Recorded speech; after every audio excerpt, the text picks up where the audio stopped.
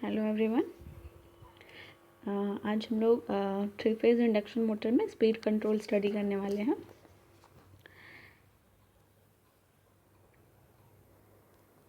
ठीक है, तो speed control of three phase induction motor, तो हमने इसका वर्किंग देखा था एंड कैरेक्टरिस्टिक्स हमने देखा था, ब्रेकिंग कैरेक्टरिस्टिक्स, ब्रेकिंग मैकेनिज़्म देखा था।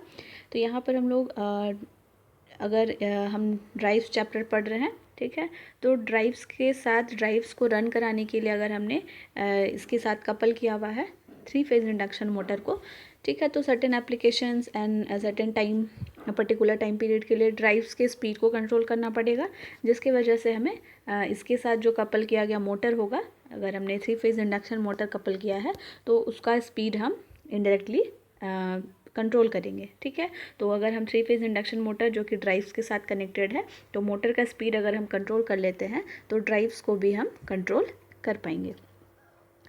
तो यहाँ पर थ्री फेज़ इंडक्शन मोटर में अगर देखें तो दो पार्ट होता है जनरली, ठीक है, stator part and rotor part. ठीक है, स्टेटर पार्ट आपका स्टेशनरी होता है बिल्कुल, एंड रोटर पार्ट जिसमें रोटेटिंग शाफ्ट होगा। ठीक है, तो यहाँ पर हम लोग stator as well as rotor के पैरामीटर्स को कंट्रोल करके, ठीक है, इधर इंक्रीज़ या डिक्रीज़ करके वेरिएशंस उसमें ला के हम स्पीड को कंट्रोल कर सकते हैं थ्री फेज़ इंडक्शन मोटर के। तो यहाँ पर डिफरेंट मेथड्स है, बट यहाँ पर कुछ इंपॉर्टेंट मेथड्स ही है जिनको हमें यहाँ पर डील करना है, या फिर जनरली इतने सारे मेथड्स में हमारे पास, ठीक है, कुछ डिसएडवांटेजेस की वजह से बहुत ज़्यादा यूज़ नहीं होता है। ठीक है, जस्ट आपको एक थ्योरेटिकल कॉन्सेप्ट यहाँ पे दिया गया है, तो इस वजह से हम कुछ ही यहाँ पर मेथड्स को डील करेंगे। तो स्टेटर साइड में अगर हम देखें, ठीक है, तो स्टेटर साइड में हमारे पास स्लॉट्स होता है जहाँ पर हम कंडक्टर्स को प्लेस करके वाइंडिंग करते हैं। ठीक है, तो यहाँ पर जब हम सप्लाई देंगे, मोटर को इलेक्ट्रिकल सप्लाई देंगे, थ्री फेज़ सप्लाई देंगे, ठीक है, तो ये आपका एसी सप्लाई होगा जिसमें कि कुछ वोल्टेज होगा, ठीक है, एंड फ्रीक्वेंसी होगा। तो इन दोनों पैरामीटर को अगर हम कंट्रोल कर ले तो हम उसके करस्पॉन्डिंग स्पीड, मोटर की स्पीड को भी कंट्रोल कर पाएंगे। तो किस तरीके से हम लोग करेंगे देखेंगे डिटेल में। तो हमारे पास एक मेथड आता है स्टेटर साइड में, V/F कंट्रोल या फिर फ्रीक्वेंसी कंट्रोल मेथड कहते हैं। Second one is changing the number of stator poles. ठीक है, तो जैसे ही हम सप्लाई देते हैं and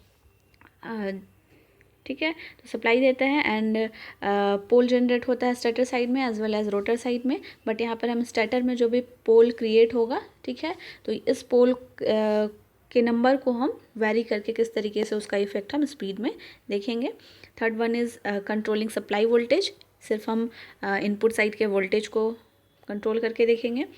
fourth one is adding rheostat in the starter circuit. ठीक है, तो ये भी जब हम थ्री फेज़ इंडक्शन मोटर का इक्विवेलेंट सर्किट पढ़ते हैं, तो इक्विवेलेंट सर्किट से हमको डिफरेंट पैरामीटर्स मिलता है, जिसमें आपको सेकेंडरी स्टार्टर सर्किट यानी कि प्राइमरी सर्किट का R1 का वैल्यू मिलेगा। ठीक है, तो इस R1 के साथ अगर हम कुछ एक्सटर्नल रेजिस्टेंस रियोस्टेट के टर्म में ऐड कर देते हैं, तो वहाँ से हम डिफरेंट पैरामीटर्स में वेरिएशन देख सकते हैं एंड उसके करस्पॉन्डिंग हम स्पीड को कंट्रोल कर पाएंगे। रोटर साइड की अगर हम बात करें, तो रोटर साइड में अगेन जिस तरीके से हमने स्टेटर सर्किट में रियोस्टेट कनेक्ट किया था, तो यहाँ पर हम रोटर साइड में भी एक्सटर्नल रेजिस्टेंस ऐड करके अफेक्ट कर सकते हैं स्पीड को। कैस्केड कंट्रोल मेथड, ठीक है, कैस्केडिंग कर सकते हैं। Injecting slip frequency EMF into rotor side. ठीक है, तो यहाँ पर हम एडिशनल फ्रीक्वेंसी का, स्लिप का जो फ्रीक्वेंसी होगा उसको हम अफेक्ट करके स्पीड को कंट्रोल कर सकते हैं। तो यहाँ पर rotor as well as stator side में हम किस तरीके से डिफरेंट पैरामीटर्स को वेरी करके स्पीड को कंट्रोल कर सकते हैं थ्री फेज़ इंडक्शन मोटर का, जिसमें से हम यहाँ पर बेसिकली तीन मेथड्स को डील करेंगे। It will be V/F control method, ठीक है, changing the number of poles and controlling supply voltage. ठीक है, इसके अलावा कुछ डिसएडवांटेजेस एंड इनका जो एप्लीकेशन है वो बहुत कम किया जाता है, तो ये बहुत ज़्यादा इंपॉर्टेंट नहीं है। ठीक है, तो let us start V/F control और फ्रीक्वेंसी कंट्रोल मेथड।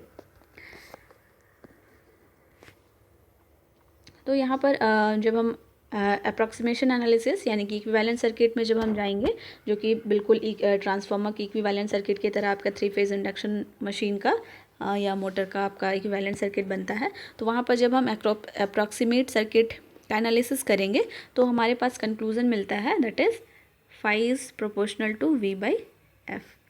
ठीक है, तो इसका यूज़ हम यहाँ पर वी बाई एफ कंट्रोल और फ्रीक्वेंसी कंट्रोल में करेंगे। तो flux is directly proportional to the ratio of V and F. तो यहाँ से हम देख सकते हैं कि हमें वी बाई एफ दोनों पैरामीटर को कंट्रोल करना है, दोनों का यूज़ करके हम किस तरीके से स्पीड को कंट्रोल कर पाएंगे, या फिर हम फ्रीक्वेंसी कंट्रोल या इसमें से एक फ्रीक्वेंसी पैरामीटर को हम वेरी कर सकते हैं। एंड ये जो फ्रीक्वेंसी होता है ये फ्रीक्वेंसी रिलेटेड होता है, ठीक है, सिंक्रोनस स्पीड से।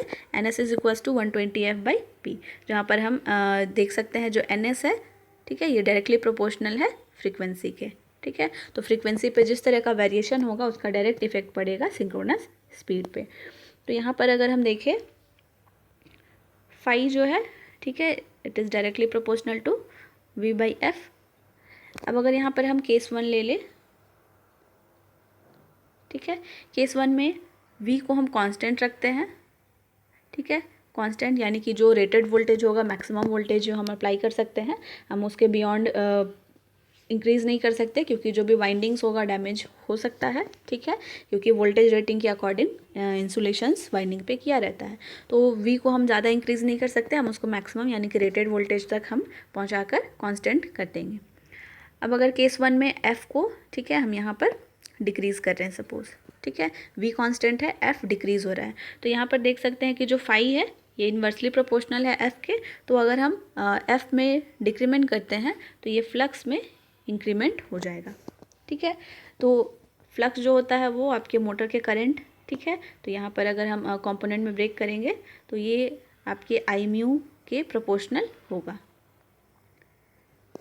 ठीक है, मैग्नेटाइजिंग करंट जो होगा, तो मैग्नेटाइजिंग करंट मोटर में जो आएगा उसके डायरेक्टली प्रोपोर्शनल होगा। तो जैसे हम लोग फ्रीक्वेंसी को डिक्रीज़ करते हैं तो फ्लक्स का वैल्यू इंक्रीज़ हो जाएगा। ठीक है, फ्लक्स का वैल्यू इंक्रीज़ होने की वजह से आई म्यू में भी इफेक्ट देखेंगे कि आई म्यू भी जो है, यानी कि जो मैग्नेटाइजिंग करंट है वो इंक्रीज़ हो गया। ठीक है, एंड इसके वजह से फ्लक्स काफ़ी ज़्यादा इंक्रीज़ हो गया, मैग्नेटाइजिंग करंट बहुत ज़्यादा हो गया। तो यहाँ पर क्या होगा कि मोटर जो होगा वो सैचुरेशन में चला जाएगा। ठीक है, मोटर का जो स्पीड है वो इंक्रीज़ होते होते लास्टली वो सैचुरेट हो जाएगा, उससे ज़्यादा स्पीड वो नहीं कैरी कर पाएगा। ठीक है, तो ये सैचुरेशन में चला गया मोटर, जो कि हमारे लिए ऑब्वियसली अनडिज़ायरेबल है। हमें स्पीड को कंट्रोल करना है, वेरी करना है, इंक्रीज़ या डिक्रीज़ करना है, बट उसे सैचुरेशन में नहीं लेकर जाना है। ठीक है, तो यहाँ पर हम जो केस 1 है, जहाँ पर हम V को कांस्टेंट, ठीक है, V कांस्टेंट एंड फ्रीक्वेंसी को हम डिक्रीज़ कर रहे हैं, तो ये केस हम यहाँ पर अप्लाई नहीं कर सकते, क्योंकि फ्लक्स के इंक्रीज़ हो जाने की वजह से मोटर हमारा सैचुरेशन में चला जाएगा। दूसरा केस अगर हम कंसिडर करें, ठीक है, जहाँ पर phi is proportional to V by F. ठीक है, केस 2 अगर हम ले लें तो केस 2 में V को हम अगेन कांस्टेंट रखेंगे V रेटेड पे। ठीक है, एंड V एफ को सपोज हम इंक्रीज़ कराते हैं। ठीक है, तो ये इन्वर्सली प्रोपोर्शनल है, तो अगर F इंक्रीज़ हो रहा है तो इसके करस्पॉन्डिंग जो फ्लक्स का वैल्यू होगा वो डिक्रीज़ कर जाएगा।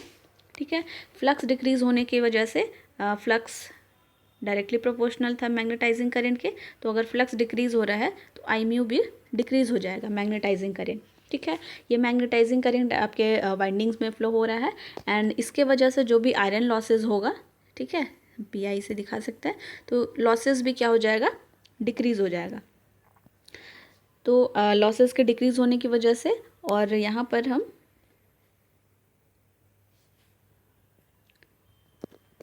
ठीक है, ये हमारा फ्लक्स के डिक्रीज़ होने की वजह से करंट भी, ठीक है, मैग्नेटाइजिंग करंट डिक्रीज़ हो जाएगा। ठीक है, आयरन लॉसेस होगा, डिक्रीज़ हो जाएगा, एंड साथ ही साथ क्या होगा कि यहाँ पर जो इलेक्ट्रोमैग्नेटिक टॉर्क यहाँ पे लगना चाहिए था, ठीक है, तो ये भी क्या हो जाएगा, डिक्रीज़ हो जाएगा, एंड साथ ही साथ जो हमने स्टार्टिंग टॉर्क अप्लाई करना है वो भी डिक्रीज़ हो जाएगा। ठीक है, तो इसको अगर हम ग्राफ की हेल्प से देखें,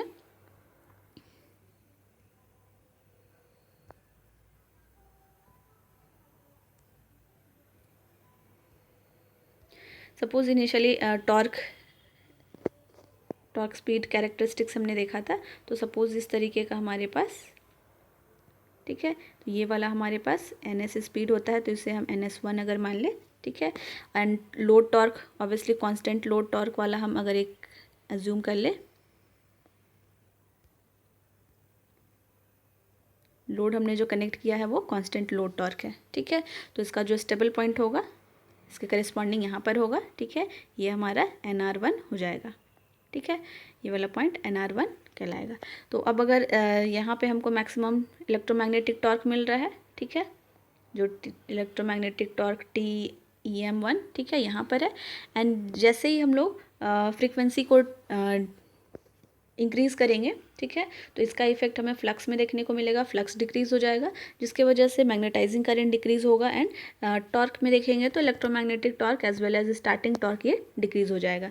तो यहाँ पर जो स्टार्टिंग टॉर्क है ये स्टार्टिंग टॉर्क का वैल्यू है, ठीक है, TST1 मान लें इसको अगर हम, एंड ये हमारा TEM1 है। अब अगर हम चेंजेस लाते हैं फ्रीक्वेंसी में, फ्रीक्वेंसी इंक्रीज़ कर गया, फ्लक्स डिक्रीज़ हो गया, TM का वैल्यू डिक्रीज़ होगा एंड TST डिक्रीज़ होगा। तो यहाँ पर जो हमारे पास नेक्स्ट कर्व बनेगा it will be like that,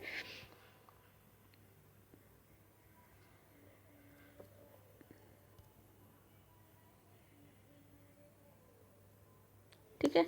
तो ये इस तरीके का बनेगा। और हम अगर और फ्रीक्वेंसी को इंक्रीज़ करते हैं, ठीक है, तो आपको जो ग्राफ मिलेगा,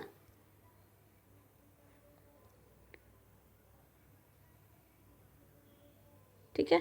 तो यहाँ पर हम देख सकते हैं, अगर हम इस पर्पल वाले कर्व में देखें कि हम फ्रीक्वेंसी को और इंक्रीज़ किए, जहाँ पर फ्लक्स का और डिक्रीमेंट हो गया तो TM और डिक्रीज़ हो गया, ठीक है, TST और डिक्रीज़ हो गया। तो यहाँ पर हम देख सकते हैं कि जैसे जैसे हम फ्रीक्वेंसी को इंक्रीज़ करते जाएंगे तो यहाँ पर हम देख पा रहे हैं कि ये हमारा स्टार्टिंग टॉर्क है। तो इसे सपोज़ अगर हम TS2 बोले, ठीक है, एंड ये हमारा है लोड टॉर्क यहाँ पर है, ठीक है। तो यहाँ पर हम देख पा रहे हैं कि जो TS2 है यानी कि स्टार्टिंग टॉर्क सेकंड कंडीशन में फ्रीक्वेंसी को इंक्रीज़ करने के बाद, तो यहाँ पर जो लोड टॉर्क है, लोड टॉर्क आपका इंक्रीज़ कर गया है स्टार्टिंग टॉर्क से, ठीक है। तो किसी मोटर के या फिर किसी मशीन के रोटेट करने के लिए, ठीक है, उनको रन करने के लिए जो स्टार्टिंग टॉर्क होना चाहिए वो लोड टॉर्क से हमेशा ज़्यादा होना चाहिए, लार्जर वैल्यू होना चाहिए, ठीक है। तो यहाँ पर हम देख रहे हैं कि ये जो आपका लोड टॉर्क है ये ग्रेटर हो गया स्टार्टिंग टॉर्क के, ठीक है। तो यहाँ पर इस कंडीशन में मोटर कभी भी स्टार्ट नहीं हो पाएगा, ठीक है। मोटर को स्टार्ट होने के लिए हमेशा स्टार्टिंग टॉर्क ग्रेटर होना चाहिए लोड टॉर्क के।